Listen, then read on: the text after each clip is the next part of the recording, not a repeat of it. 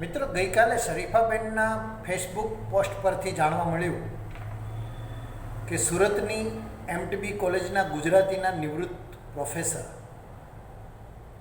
શ્રી નટવરસિંહજી પરમાર સાહેબનું નિધન થયું છે. 1 ઓગસ્ટે આ નિદાન થયું અને એમના સમાચાર આપણને 1 સપ્ટેમ્બરે મળે છે. એક અધ્યાપક, નિષ્ઠાવાન અધ્યાપક અને નોંધપાત્ર નિબંધકાર. એમની શ્રદ્ધાંજલિ રૂપે આજે થોડી એમના જગરુ વિશે વાત કરવી છે. એમનો નિબંધ સંગ્રહ જગરુ 2008માં પુસ્તક રૂપે આપણને મળ્યો, પણ એ પહેલાં પરબમાં એમના અંકોમાં એક પછી એક નિબંધો પ્રગટ થતા રહેલા અને વાચકો, ભાવકો, વિવેચકોનું ધ્યાન ખેંચતા રહેલા. આ નિબંધને હું સ્મૃતિ ચિત્ર એટલા માટે કહું છું કે અહીંયા જે ચરિત્રો છે, ચરિત્રો આપણા માનસમાં પણ એક પ્રભાવ તો પાડે જ છે. આ ચરિત્રો સર્જકની સ્મૃતિમાં જે રીતે સચવાયેલા છે એ રીતે આપણને મળતા હોય. આ નિબંધોને હું એ અર્થમાં ચરિત્ર ચિત્ર પણ કહું છું. જગરુ એટલે એક મોટી દેશી સગડી એમ કહી શકાય કે શિયાળામાં એની આજુબાજુ 8-10 માણસો બેસી શકે અને પોષ મહિનાની કડકડતી ઠંડીમાં એ રક્ષણ મેળવી શકે તાપીને. ફાયર પ્લેસ એમ કહી શકાય. લેખક આ સંગ્રહને, આ નિબંધોને વતનનું પ્રોફાઇલ એમ ગણાવે છે અને એટલા માટે કે એમણે પોતાના વતનનું ચિત્ર, વતનના જે કેટલાક વિશિષ્ટ અને વિલક્ષણ એવા જે ચરિત્રો, પાત્રો છે, એમની કેટલીક ઉમદા રેખાઓ, એ કોઈ એવા મહાન પાત્રો નથી કે ઇતિહાસના પાને એમની નોંધ લેવાય, પણ એમના ચરિત્રથી, એમના વર્તન અને વિચારોથી આ લેખકના બાલ માનસ પર, યુવા માનસ પર જે પ્રભાવ પાડ્યો અને એ પ્રભાવ સમયાંતરે શ્રુતિમાં જે સચવાયેલો રહ્યો એ શબ્દ રૂપે આપણને નિબંધ સ્વરૂપે મળ્યો અને જગરુ રૂપે સંગ્રહિત થયા. એટલે એમ કહી શકાય કે એમનું વતન આ ડાંગ જિલ્લો અને એમાંય ડાંગના જંગલના જે પશ્ચિમી સરહદી વિસ્તાર, એમાં એમના દાઉજીની ઠકુરાત અને એ સમયની તસવીરો આ ચરિત્ર દ્વારા લેખકે આપણને અહીં આપી છે. કોઈ ઇસ્ટમેન કલરમાં તો કોઈક બ્લેક એન્ડ વ્હાઇટ કલરમાં. એટલે આ જીવન, આ પાત્રોના જીવનની સુખ દુઃખની રેખાઓ, ઘટનાઓ અને એ પ્રસંગોને સંદર્ભે ચરિત્રોની સમજ કે એમની વિચારસરણીને લેખકે જે રીતે એક આગવી શૈલીમાં આપણી સામે રજૂ કરી, એક નવીનતમ અનુભવ છે. એમ કહી શકાય કે આ દાઉજીનું રાવણું એ પોષથી મા મહિનાના અંત સુધી આ જગરુની આજુબાજુ ભરાતું અને પાત્રો જે હતા, એ પાત્રો, એ લોકો, એના રાની અબળખાઓ જે હતા, એમના લોહીના છંદ પ્રતિછંદો જે છે, કે પ્રાણના તરફડતા જે આવેગો છે, હૃદય અને મનના જે ઉદ્વેગો છે, એમણે અહીંયા ઠલવાતા, એ દિલ ખોલીને અહીંયા વાત કરતા દાઉજી પાસે, અને આ લેખક ત્યાં સાક્ષી ભાવે એ બધું સાંભળતા. એ સાંભળેલું પછી અહીંયા શબ્દ રૂપે આપણને મળે છે. આમની રચના રીતિ વિલક્ષણ છે સર. આખી ઘટના એ થાય કે જગરુની આજુબાજુ જે લોકો બેઠા છે અને રોજબરોજની વાતચીત થતી રહે અને એમાંથી ધીરે ધીરે કોઈ વ્યક્તિનું, કોઈ પાત્રનું ચરિત્ર ઉપસે. એક પછી એક ચરિત્રની આપણે વાત કરીએ. એ પેલો સગડીનો દેવતા સંકોરતો, સૂકો, ખાલીખમ, જીવ વગરનો ઉકો જિલ્લો, કે પછી એના બીજા પાત્ર તમે જુઓ. પેલો ખુશ મિજાજ પસાયતો કેશવ, એની જ વાત કરો ને સાહેબ. ચરિત્રોની લાક્ષણિક મુદ્રા આપણને સ્પર્શે છે. લેખકે આ નિબંધોને કે આ ચરિત્ર ચિત્રોને કોઈ શીર્ષક કે ઉપશીર્ષક નથી આપતા. એટલે તમે કોઈ પણ નિબંધ કોઈ પણ ક્રમે વાંચી શકો. અપવાદ એમાં પહેલો નિબંધ છે, ભૂમિકારૂપ છે, એમ કહી શકાય સંગ્રહનું પ્રવેશ દ્વાર છે, અથવા તો આ નિબંધોને સમજવા માટેની એક ચાવી છે. જગરુ વિશેની એક સમજ લેખકે આ પ્રથમ નિબંધમાં અને પછીથી એ નિબંધો આવતા રહે છે. આ નિબંધોને હું પાત્ર પ્રધાનનો નિબંધ એટલા માટે કહું છું કે વહીદા છે, શંભુ રાજા છે, મામાજી છે, ભગત કાકા છે, શ્યામજી છે, સુલેમાન, ગિરધરલાલ, રામસિંહ, તખત, રાજુ, કેટલા પાત્રો છે. એ પાત્રના જીવનનો અંતરસ્પર્શ લેખક આપણને કરાવે છે. એ પાત્રોના રેખાના ચરિત્રોની આછી ઓછી રેખાઓ એ આપણને એમના વર્તમાન અને ભૂતકાલીન જીવનનો એક અનુભવ કરાવે છે. એનો જે માયલો ખાલીપો છે કે ક્યાંક જોવા મળતી એમની ભરચકતા છે એનો અનુભવ કરાવે છે. એટલે પાત્રોનો ચેતો વિસ્તાર આ ચેતતા અગ્નિની સાક્ષીએ થાય છે. એટલે એમ કહી શકાય કે આ ચેતતા અગ્નિની સાક્ષીએ ચિંતા અને ચિંતન એનો સમન્વય થયો છે. વહીદા જુઓ, મુસલમાન છે, પણ ઓઢણીને ઘાઘરી ક્યારેક પહેરે અને ક્યારેક ચાંદલો પણ પહેરે. પેલા જે બાબા છે મરજાતી, એ પોતાના મંદિરમાં કોઈને પ્રવેશવા ન દે કે પોતાના દેવને કોઈને અડવા ન દે, એ વહીદાને પ્રવેશ કરવા દે છે. કારણ કે વહીદાને કૃષ્ણ બહુ ગમે છે અને સાજી કરવા માગે છે કૃષ્ણ સાથે. અત્યંત લાડકી આ વહીદા એ બાબાના મંદિરના પ્રવેશ માટે અપવાદરૂપ છે એમ કહી શકાય. એ પેલો સુલેમાન તમને જુઓ, એ પાગલ લાગે અને એની પાગલપણમાં જ કંઈક સૂફી સંતનો અનુભવ થાય, ગાંડો લાગે, ગામ આખો એને ગાંડો ગણે. પણ એમની વાતોમાંથી જે ગૂઢ તત્વ અને એમાંથી પ્રગટતું પેલું ઊંચું તત્વજ્ઞાન જરૂર આપણને તો સ્પર્શે. કારણ કે ગામ લોકોને તાવીજ કરી દેતો આ સુલેમાન ક્યારેક કુરાનની આયાતોય પડે અને ક્યારેક વળી ગાયત્રી મંત્ર પણ લખે. અને નિરુદ્દેશ્ય પરિભ્રમણ છે આ સુલેમાન. સંતોના આશ્રમમાં આવજા કરે, મંદિરોને અટલાઈ મળે અને મસ્જિદને પગથિયે પણ તમને આ સુલેમાન મળી રહે.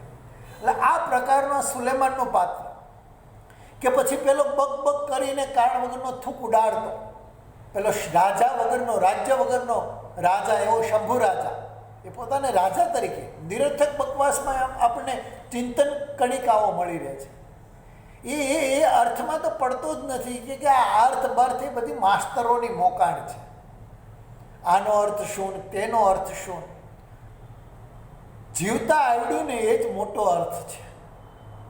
આ વાત આપણે એ પેલો થૂક ઉડાડતો, બકવાસ કરતો લાગતો એ શંભુ રાજા સમજાવી જાય છે. પેલા શરાબ અને શબાબના શોખીન મામાજીને લો, વેદની ઋચાઓના સમર્થન સાહેબ એ ટાંકી શકે છે. કાળનો પણ એક તરંગ હોય છે, આવી અગોચર વાણી ઉચ્ચારતા એ માણસ ભગવાનમાં નહીં માનવાની ઘણી દલીલો કરે અને છતાંય વેદનો અભ્યાસી જણાય. સ્ત્રી એની મર્યાદા છે સાહેબ. આ સ્ત્રીનો છંદ કે સ્ત્રીની લતને એ શારીરિક વસ્તુ નથી ગણતા, મનની ચિત્તની ક્રિયા રૂપે જુએ છે અને એ રીતે ઓળખાવે છે. એટલે આ જુદા પ્રકારના પાત્રોનો અનુભવ આપણને અહીં થાય છે. પેલું રામસિંહનું પાત્ર મુખ સેવા કરતો, કર્તવ્યનિષ્ઠ અને વફાદારીપૂર્વક સમર્પણ ભાવથી કામ કરતો એ રામસિંહને તમે લો, જિંદગીનો અર્થ સમજાવી આપે છે સાહેબ. જેમ્સનું પાત્ર પેલી નારદીય સૂક્તના કથન કે અસત હતું નહીં ત્યારે સત પણ ન હતું, મૃત્યુ હતું નહીં ત્યારે અમૃત પણ ક્યાં હતું, એ વાત આપણે એની વાતચીત દરમિયાન સમજાવી આપે છે. એટલે આ પાત્રો એક જુદી માટીમાંથી ઘડાયેલા હોય એવો અનુભવ કરાવે છે. રાજુનું પાત્ર એના જીવનની આંતરવેદના છે એને વ્યક્ત કરે છે, એના વાસ્તવને આપણી સામે લઈને મૂકી આપે છે. ભાઈ ભોજાઈની કથા દ્વારા એ આપણને પેલો અમૂલ્ય બોધ જે આપે છે, એમનું વિધાન, એમનું વાક્ય, એમનો સંવાદ જુઓ કે માની કુખમાં ભાંડું જ ઉછેરતા હોય એવું નથી, દુશ્મન પણ ઉછરી જાય છે. આ છે એના અનુભવ છે. અને એ અનુભવમાંથી એમના જીવનનું જે કારુણ્ય છે, એના જીવનનો જે સંઘર્ષ છે, એ આપણી સામે લાવીને મૂકી દે છે. આ પાત્ર શિક્ષિત છે એવું નથી. મોટા ભાગના પાત્રો જીવનની પાઠશાળામાંથી તાલીમ પામીને આવ્યા છે. અપાદરૂપ એવા મામાજી, સુલેમાન કે જેમ્સ જેવા ભણેલા 2-5 પાત્રો આપણને મળે છે. તો ચરિત્ર સંદર્ભે પણ એમની જે આંતર સમૃદ્ધિ છે એનો એક અનોખો અનુભવ આ પાત્રો કરાવે છે. રામસિંહ કે પેલું ભગતનું જે ચરિત્રની ઉજળી બાજુઓ છે તેની સામે આ સર્જકે રાજા, મામાજી, શ્યામજી, તખત, રાજુ આ પાત્રોના કારુણ્યને અને એમના જીવનની નબળી બાજુને આલેખીને પણ એકાદ ઉજળી લકીર ખેંચી અને એમને ચિરંજીવ બનાવી દીધા છે.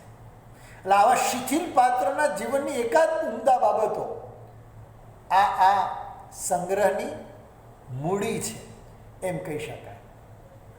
પેલી રજવાડા વિના રાજાની મેં તમને વાત કરી હતી, એ પેલી વજ્જા અને બજલી એ 2 સ્ત્રીઓથી ખરડાયેલા છે. ગામની 15 વર્ષથી માંડીને 50 વર્ષની સ્ત્રીઓને એ ભોગવી ચૂક્યા છે એવું પાત્ર. શરાબ અને શબાબ એમની મર્યાદા છે. શ્યામજીનું પાત્ર પણ આપણને મળે છે. શાપિત જીવ લાગે, જે ચારે બાજુથી છેતરાતો આવે છે, દગો પામતો આવે છે, વતનથી વછોયો છે અને જેને આશ્રય આવે છે એ કેસરીચંદ એના પર જ અવિશ્વાસ મૂકે. પેલો વીરચંદ ખરા ટાણે જ એમને ઘર ખાલી કરાવે.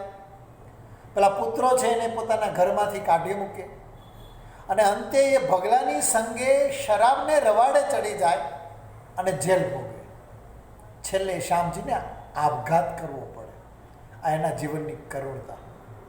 તો રાજુ જાણે રામ છે, જન્મ જલી પેટથી દાજેલી એવું પાત્ર સ્પર્શી જાય છે. દરબારોની લીલા માટે જીવવા મરવાના જોખમ ઉઠાવતી આ વડારણ એ જે માના ચારિત્ર પર આક્ષેપ મૂકતા પેલો મામો અને પછી માને મોતના ઘાટ ઉતારી દે ત્યારે એલી સારંગીવાળા દ્વારા જે પંક્તિ કહેવાય છે કે ભાઈએ વાઢી બેનડી અને ભોજાઈએ રંગી ચૂંદડી, એ લોકગીતને પ્રત્યક્ષ કરાવે છે. સુલેમાનનું પાત્ર મેં તમને કીધું તો એમ સુફીવાદી રંગે રંગાયેલું મળે. તો આ રાજુનું પાત્ર એનાથી સહેજે કમ નથી, પારદર્શી છે. આ પાત્ર આપણને સ્પર્શે છે. સાહેબ, ભગતનું પાત્ર તમે જુઓ, એ ભગતના પાત્રથી નિબંધમાં ભૂત, ભૂવા, ડાકલા, ડાકણ, તોશી, શોષી આવી ડાકણોનો પ્રવેશ થાય છે. એના ક્લાયન્ટના ચિત્રો પણ એક રસ જગાવે એવા છે. એમની એ ભગતની જ્યારે એ ધૂણતા હોય ભુવા તરીકે અને એમની જે ભાષા છે એ ભાષા પ્રત્યક્ષ અનુભવ વિના શક્ય નથી. એ પેલા બોલે છે, હું કોણ? હું ભૈરવનાથ, શિવજી, જાતમ, ખેચર, ભૂચર, વીર, વેતલ, ભૂતરાકણ, ચુડેલ, પોશી, શોષી, તોશી, 64 જોગડીના નાથ, કાલ ભૈરવ, તેરા ગોલા કી પત રાખ. આજે એમની શૈલી છે, આપણને પ્રભાવિત કરી જાય છે. અહીંયા આ ચુડેલોનો તોશી, પોશી, શોષી એનો પરિચય મળી રહે છે. સંસારમાં સુખી થઈ અને મરી હોય અને જો ડાકણ બને તો એ તોશી કહેવાય. લગ્ન સુખ કે સંસાર ભોગવ્યા વિના જે મરણ પામે તે પોશી તરીકે ઓળખાય.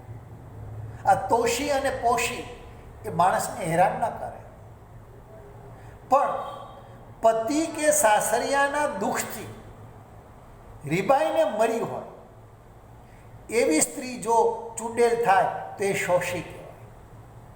એ જીવતાની ન છૂટે. આવો પરિચય આપણે આ લેખકની આવી ગેબી બાતોમાંથી મળતો રહે છે. આ પરિશિષ્ટ કહી શકાય એવા શીર્ષકવાળા પરંતુ ક્રમ વગરના અંતિમ 2 નિબંધો પણ જોવા જેવા છે. એમાંના ઘર મોઢાના પહાડી વગડે નિબંધ તો એનું જે ભૂતોનું વિશ્વ છે એ જ આપણા રૂવાડા ખડા કરી દે એ પ્રકારનું આલેખ આવ્યું છે. સાહેબ, પાત્રો આપણને એના પોશાક પરથી, એના વેશ પરથી સવિશેષ ઓળખાઈ જાય એ પ્રકારે એમનું વર્ણન થયું છે. એક શબ્દ ચિત્ર ખડું કરે છે અને એ વર્ણન પછી રાજાનું હોય, મામાજીનું હોય, ભગતનું હોય, શ્યામજીનું હોય, તારાનું, તખતનું કે રાજુનું હોય. ભાવક ધીરે ધીરે એની સાથે નિકટતાનો અનુભવ કરે એ પ્રકારે આ સર્જકે એ પાત્રની રેખાઓ ઉપસાવે છે. એ લેખકની ભાષા, એમની ગદ્ય શૈલીનો પણ પરિચય આપણને એમના કેટલાક દ્રષ્ટાંતો તપાસીએ તો મળી રહે છે. એટલે એમ કહી શકાય કે પેલી વહીદાની જે ભાષા છે, ઉર્દુની છાટવાળી બાળક સમી ભાષા, મામાજીની ભાષામાં પેલા જે અંગ્રેજી શબ્દો આવે, પેલા આર્મીની શિકારની ભાષાનું જે મિશ્ર વર્ણનયુક્ત એમની જે ભાષા છે, ભગતની પેલી અગોચર વિશ્વનો અનુભવ કરાવતી એક અનોખી બાની, અને પેલા શ્યામજીની તળપદી સોરઠી અને સુરતી બોલીનું મિશ્ર એવી લોકબોલી, ખુશાલ માસ્તરની એક શિક્ષકની શિષ્ટ ભાષા. આમ ભાષા વૈવિધ્ય પણ આ સંગ્રહનો વિશેષ છે. કારુણ્ય ક્યાંક જોવા મળે, કે ગાંભીર્ય જોવા મળે, તો કે હળવાશ પણ જોવા મળે. રાજાનું જે કારુણ્ય છે એમાંથી જે હાસ્ય પ્રગટે છે, કે પછી પેલા જે મામાજી છે એમની વાતચીતમાંથી જે હાસ્ય જન્મે છે, એ પણ આ કૃતિનો એક નોખો વિશેષ બની રહે છે. બાબાનો સંભાવ હોય કે પછી દાઉજીની ઉદારતા અને ઉદાત્તતા. મેં તમને કીધું, દાઉજી અને આ લેખક મોટે ભાગે સાક્ષી ભાવે રહ્યા છે. ક્યાંક જરૂર પડે તો જ એ હોંકારો ભણે છે, પૂર્તતા કરતા હોય ક્યાંક એવું લાગે છે, તો વળી ક્યાંક આ વ્યથિત, પીડિત કે દુઃખી જે પાત્રો છે એમને આશ્વાસન આપે છે. એટલે એમની હાજરી આ બીજા પાત્રોને એક સૂત્રે સાંકળે છે. આ જગરું સર્જકનો નોંધપાત્ર એવો નિબંધ સંગ્રહ. આ સર્જક સદેહે આજે આપણી વચ્ચે નથી, પણ એમના અક્ષરદેહે એ જરૂર આપણા ચિત્તમાં અને આપણી ભાષામાં ચિરંજીવ રહેશે એની મને ખાતરી છે. આ સર્જકને હૃદયપૂર્વકની શ્રદ્ધાંજલિ પાઠવું.